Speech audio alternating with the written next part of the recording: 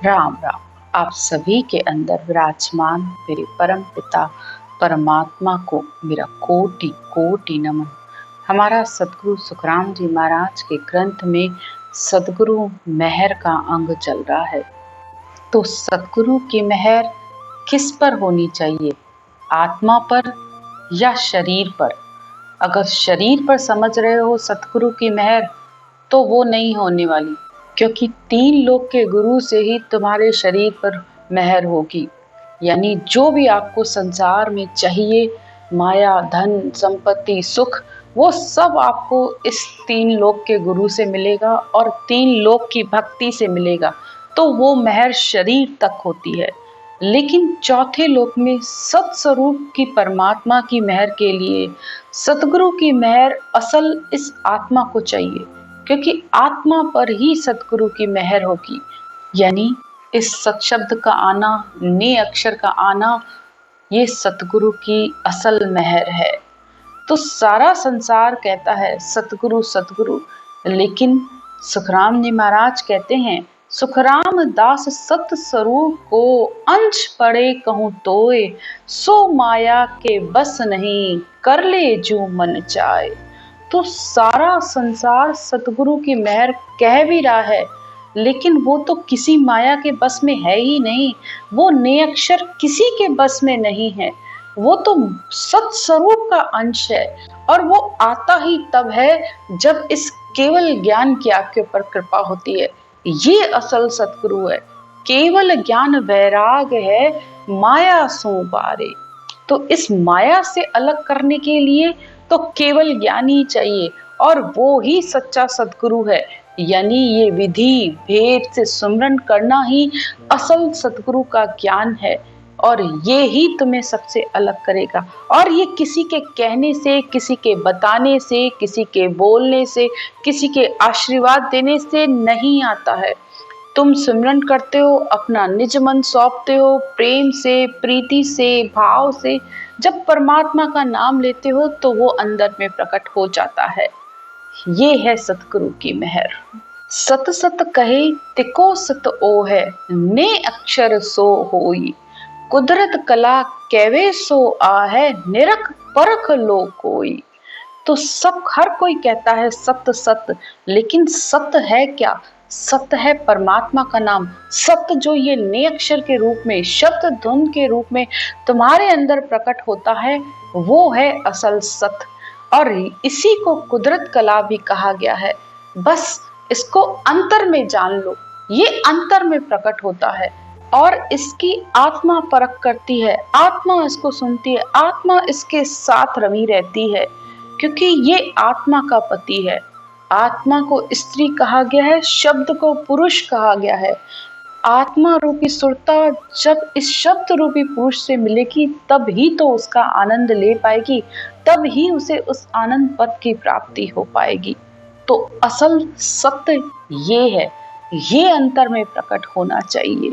तो आज के ज्ञान की चर्चा में हमें यही सतगुरुदेव बता रहे हैं कि वैरागी तो एक सत शब्द है, वो ही आत्मा को सबसे अलग करता है। इस आत्मा को माया से अलग करने के लिए वैराग का ज्ञान चाहिए, केवल ज्ञान चाहिए। उसी को समझाकर सतगुरुदेव कहते हैं, जो धन दे हर हेत रीस माने नहीं कोई। सतगुरुदेव उदाहरण देकर समझा रहे हैं, जैसे संसार में आपको किसी से प्रेम है, और आपने अपने प्रेम के वश किसी के लिए कोई अच्छा कार्य किया और धन खर्च किया, तो उससे कोई नाराज थोड़ी होता है। और इसी तरह जेदे माया काज बहुत जुग राजी होई। और इसी तरह जैसे आपके घर में शादी है, ब्याह है, अपने बच्चों के लिए कुछ आपने किया और उसके लिए धन खर्च किया, तो उससे संसार राजी होता है कि वो इन कोई काम ब्रह्म लग शोभा गाई।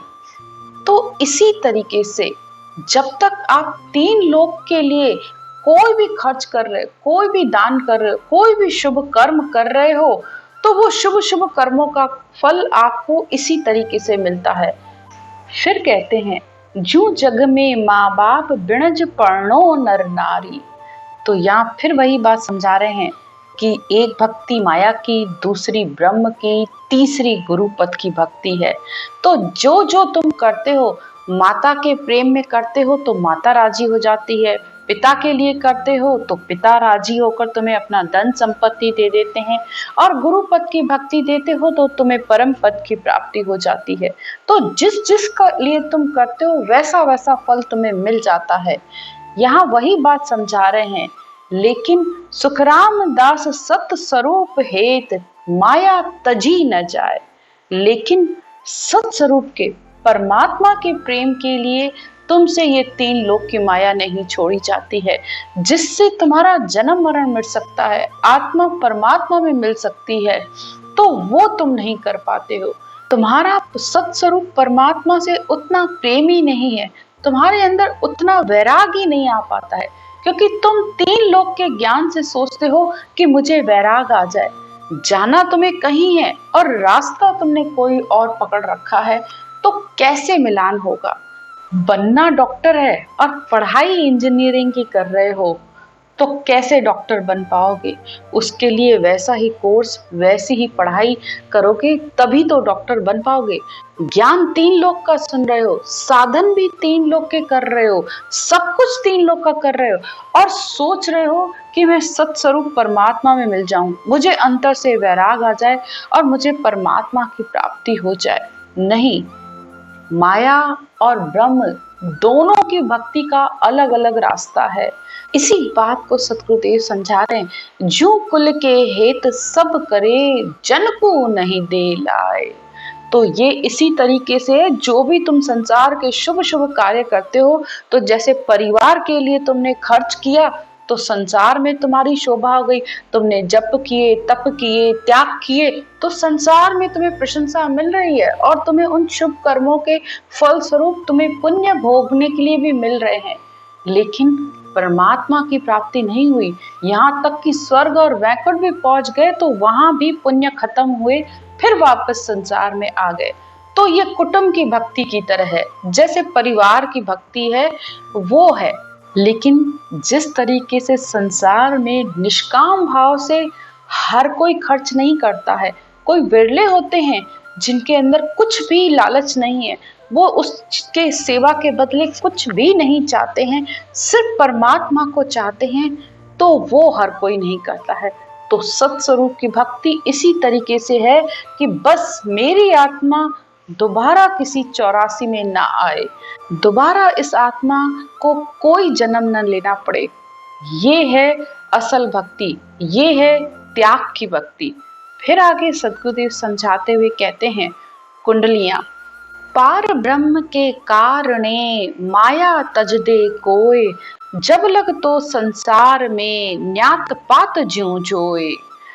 पार ब्रह्म यानी परब्रह्म तक की भक्ति, जिसे तीन लोक तक की भक्ति कहा गया है, वहां तक भी अगर कोई माया का त्याग कर देता है, यानी घर छोड़कर चला गया, वैरागी बन गया, तो वो किस तरीके से है, जैसे न्यात पात में, यानी जैसे किसी के यहाँ शादी हुई, तुमने उसे कुछ दिया, तो अगली बार जब तुम्हारे बच्चों की शादी होगी 6 महीने बाद, 6 साल बाद, या कभी भी हुई, तो जितना तुम्हें उसने दिया है उतना ही तुम उसे लौटा दोगे। तो ये भक्ति न्यात पात यानी जो जात पात में हो रहा है, ये उसी तरीके से है। शुभ कर्म किए तो शुभ कर्म का फल मिल गया, अशुभ किए तो अशुभ कर्मों का फल मिल गया। लेकिन भगवान श्री कृष्ण कहते हैं ना कि शुभ कर्म सोने की जंजीर की तरह हैं और अशुभ कर्म लोहे की जंजीर की तरह हैं, लेकिन हैं तो दोनों ही बंधन।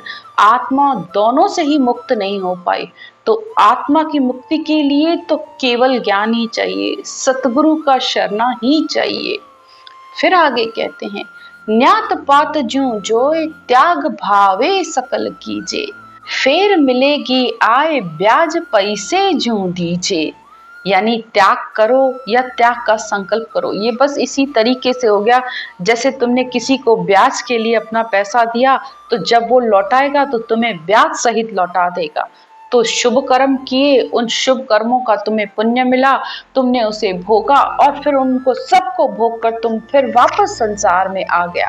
तो परब्रह्म की भक्ति यानी पिता के देश तक की भक्ति बस इसी तरीके से है।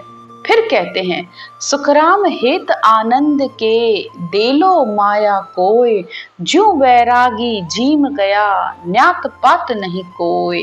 तो पिता के देश तक की भक्ति उन्होंने बस इस तरीके से बताई, फल सो मिले पदवी सो पावे।